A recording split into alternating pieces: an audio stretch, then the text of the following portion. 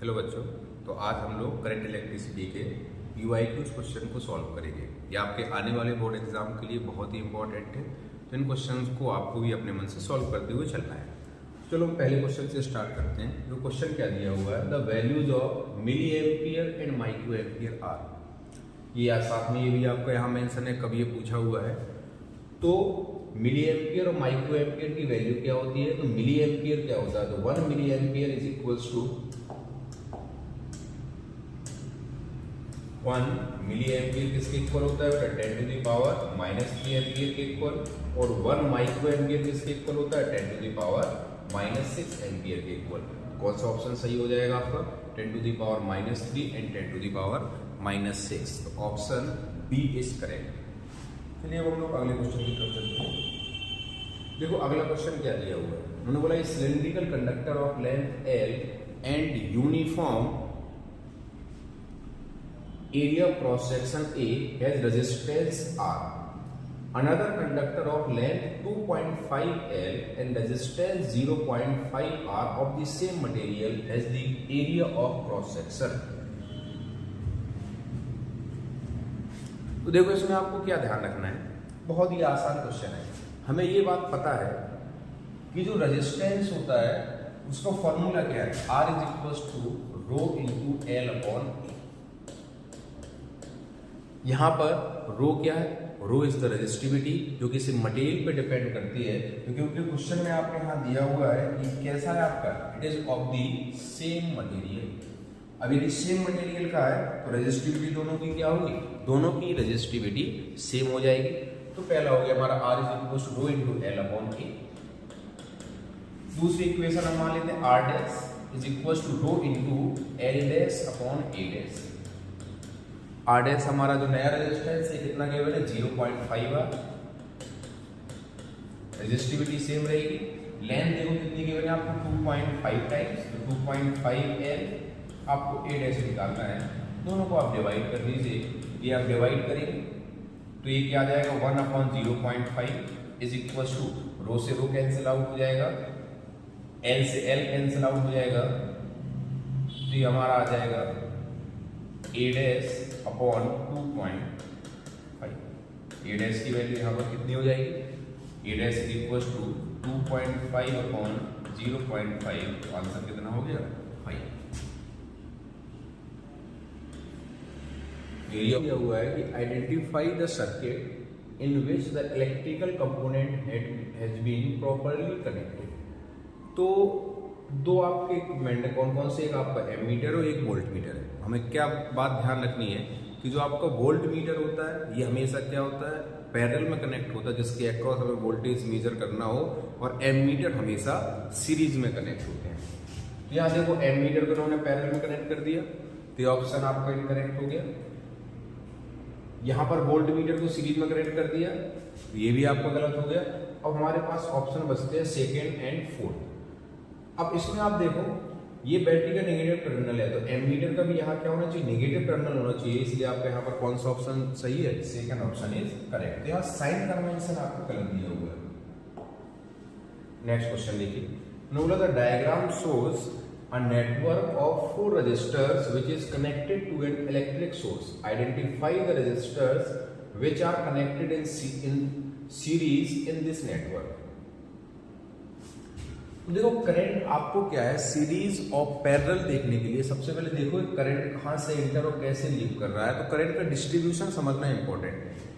तो यहां देखो बेटा इस वाले एंड से करंट ऐसे आया, तो भी अच्छी बात है, जब ऐसे करंट आया तो ऐसे जाएगा, ऐसे करंट जाएगा तो बी और सी के अक्रॉस आपका सेम करंट जाएगा, तो बी और सी किसमें हो गए आपके सीरीज में।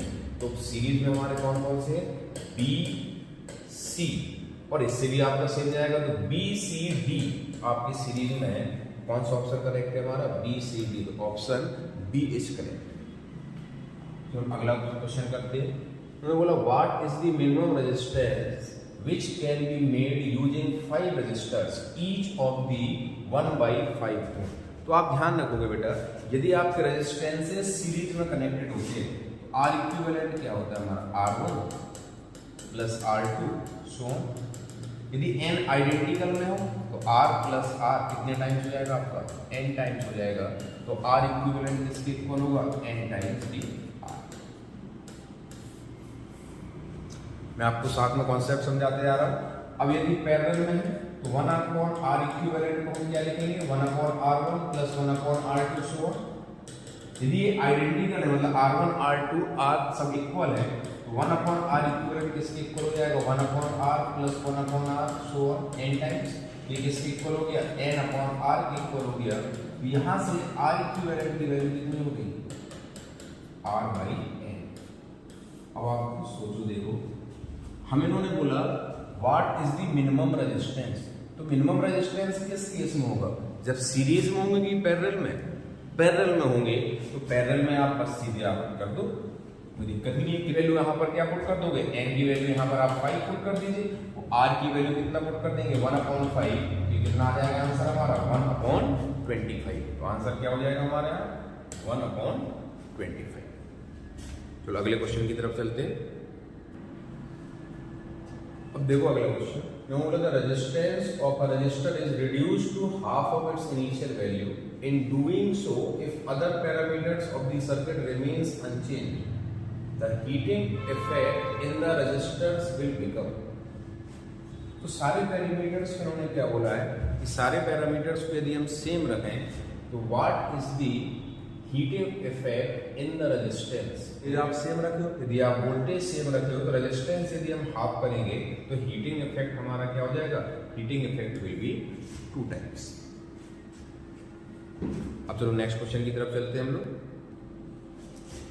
नेक्स्ट क्वेश्चन क्या है, at the time of the short circuit the electric current in the circuit. तो शॉर्ट सर्किट के टाइम क्या होता है, करंट की वैल्यू अचानक से बहुत ज्यादा इंक्रीज हो जाती है, तो आपको कौन सा ऑप्शन करेक्ट होगा, इट विल इंक्रीज हेवीली।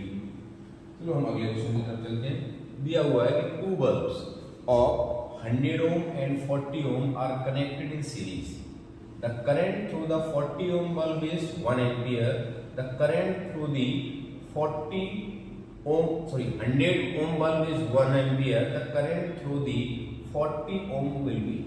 अभी हमारी क्या है, ये सीरीज में, यदि सीरीज में है तो दोनों से करंट कैसा होगा, दोनों से करंट आपका सेम होगा। यदि उससे 1 एम्पियर फ्लो हो रहा है तो दूसरे बेस से भी हमारा कितना फ्लो होगा, 1 एम्पियर ही फ्लो होगा। क्वेश्चन देखते हैं। देखो अगला क्वेश्चन क्या दिया हुआ है, when a 4-volt battery is connected across an unknown resistance। कोई भी रेजिस्टेंस है हमारा, मान लेते हैं रेजिस्टेंस की वैल्यू R, एक 4 वोल्ट की बैटरी के अक्रॉस से कनेक्ट करते हैं। There is a current of 100 milliampere in the circuit. तो करंट की वैल्यू गिवन है आपको, करंट की वैल्यू कितनी गिवन है आपकी, 100 मिली एम्पियर।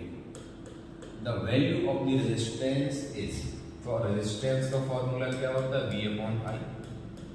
V गिवन है आपको 4 वोल्ट, बस ध्यान रखना है आपको कि करंट किसमें दिया हुआ है, करंट की वैल्यू मिली एम्पियर में दी हुई है। तो एम्पियर में कन्वर्ट करना है तो हम क्या करेंगे, इसे 1000 से डिवाइड कर देंगे, तो 100/1000 करते हैं दिया, करंट की वैल्यू कितनी हो जाएगी, 1/10। रेजिस्टेंस विल बी 40 ओम। तो ऑप्शन बी इज करेक्ट। चलो हम नेक्स्ट क्वेश्चन की तरफ चलते हैं। इन्होंने क्या बोला नेक्स्ट क्वेश्चन में,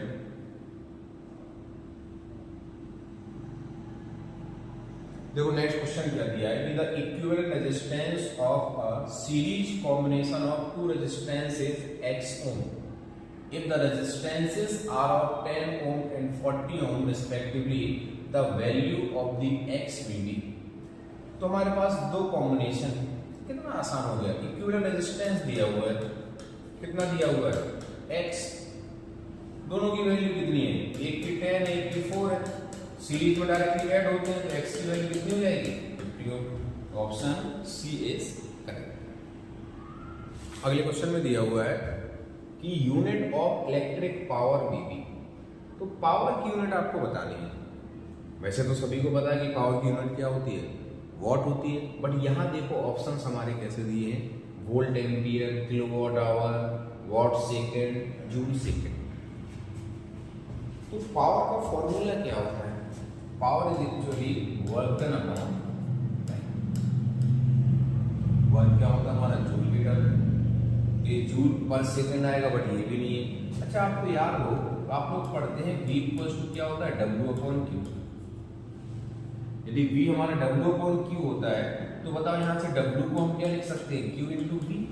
तो हम लिख लेते हैं, जो कि Q इंटू V/T। Q/T क्या होता है हमारा करंट। तो पावर का एक दूसरा फॉर्मूला हमारा ड्राइव हो जाता है, जो कि आपको याद भी होगा, क्या होता है हमारा V इंटू I। तो V की यूनिट क्या होगी, वोल्ट, और I की यूनिट क्या होगी, एम्पियर। तो हमारा कौन सा ऑप्शन सही हो जाएगा, ए ऑप्शन इज करेक्ट। तो अगला question, the image shows a combination of 4 resistors. आप देखो यहाँ पर 4 रेजिस्टर्स दिए हुए हैं, एक आपका 2 ओम का दिया हुआ है, 3 ओम का दिया हुआ है, 4 ओम और 2 ओम। इन्होंने बोला what is the net resistance between the 2 points in the circuit. तो आपको नेट रेजिस्टेंस पूछा हुआ है। तो ये आप देखो, ये 2 ओम और 3 ओम किसमें है हमारे, पैरेलल में, और ये 4 ओम और 2 ओम किसमें हमारे, सीरीज में।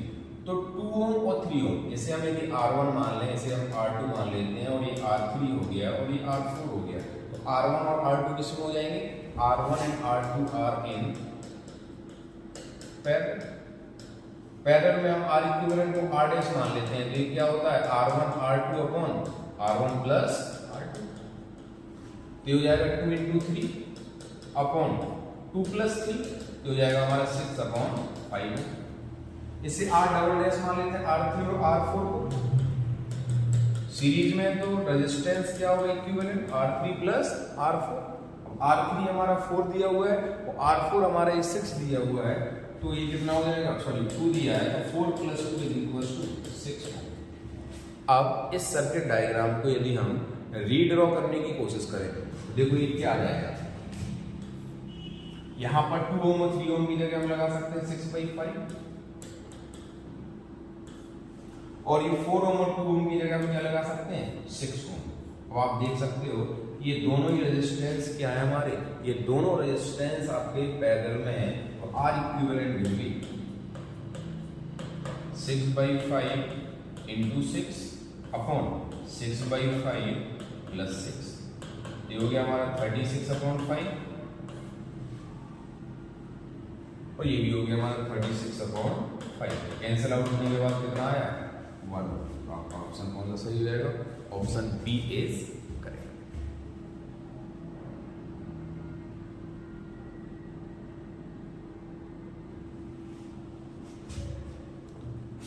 चलो नेक्स्ट क्वेश्चन।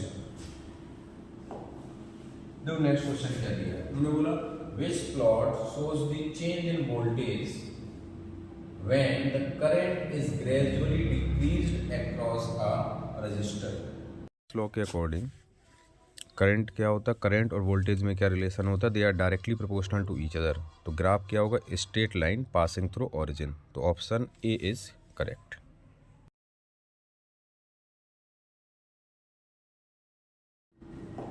नेक्स्ट क्वेश्चन देखो क्या दिया हुआ है, उन्होंने बोला a cell, a resistor, key and an ammeter are arranged as shown in the circuit diagram. The current recorded in the ammeter will be maximum in first, second, third, or it will be same in all। तो मैं current की value बतानी है कि current की value इनमें से किस में आपकी मैक्सिमम होगी। तो देखो हम इसे सॉल्व करते हैं।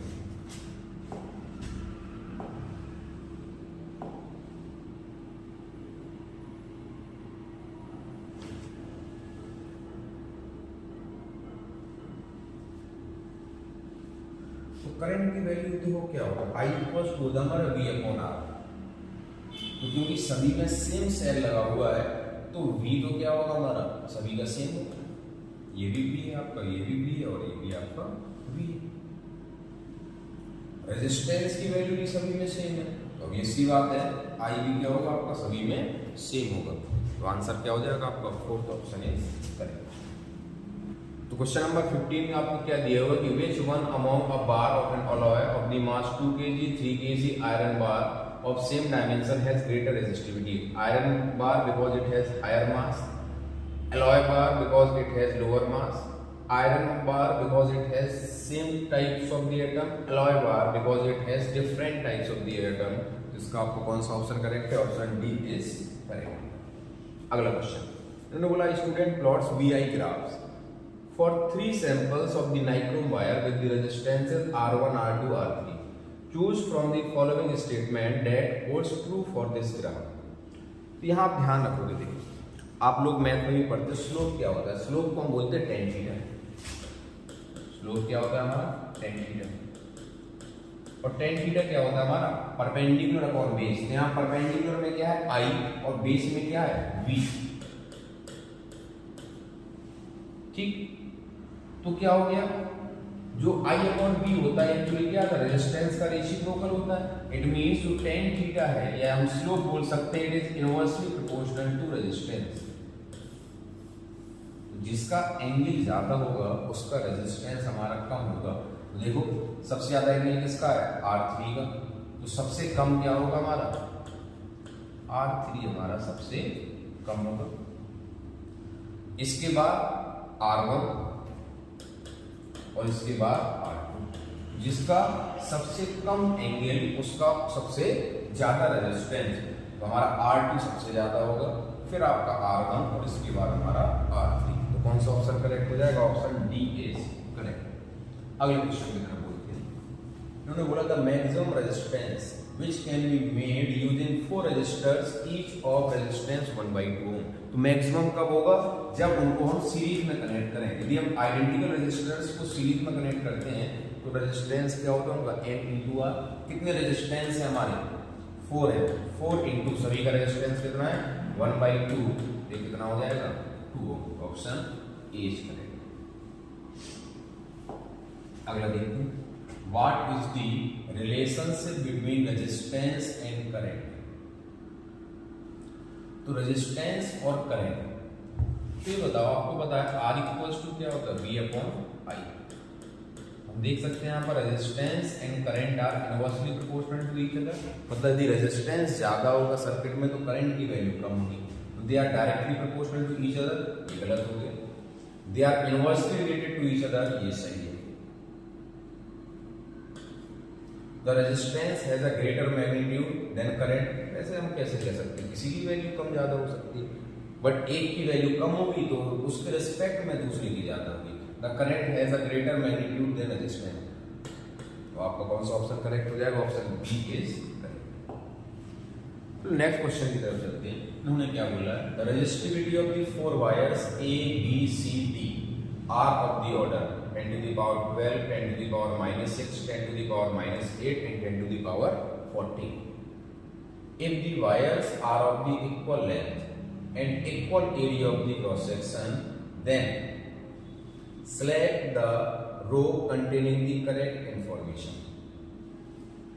अब आपको क्या है, हमसे रेजिस्टेंस की बात की गई है, उनका नेचर की बात की है। तो देखो रेजिस्टेंस का फॉर्मूला क्या होता है? R is to rho L upon A। उन्होंने बोला सभी की लेंथ सेम है तो लेंथ सभी की सेम हो जाएगी। एरिया ऑफ क्रॉस सेक्शन भी सेम है तो रेजिस्टेंस क्या है? It is directly proportional to the resistivity. मतलब जिसकी रेजिस्टिविटी ज्यादा होगी उसका रेजिस्टेंस सबसे ज्यादा होगा। तो रेजिस्टिविटी किसकी ज्यादा है? D की ज्यादा है। तो रेजिस्टेंस सबसे ज्यादा किसका होगा? D का होगा। तो रेजिस्टेंस ऑफ, अच्छा सबसे कम किसका होगा? सबसे कम वैल्यू हमारी C की, 10 to the power -8। तो C का रेजिस्टेंस सबसे कम होगा। तो resistance of this C will be least, तो सही है। Resistance of A will be largest, A का लार्जेस्ट नहीं होगा, D का लार्जेस्ट होगा। Resistance of B will be largest, बिल्कुल नहीं होगा। और resistance of D will be least, नहीं, D का मैक्सिमम होगा। यहाँ पर ऑप्शन ए करेक्ट है। उन्होंने बोला C is the best conductor of electricity. Obvious सी बात है, जिसकी रेजिस्टिविटी सबसे कम होगी वो उतना ही अच्छा कंडक्टर होगा। तो इन्होंने बोला है कि given below are 4 statements on the resistance of a conductor.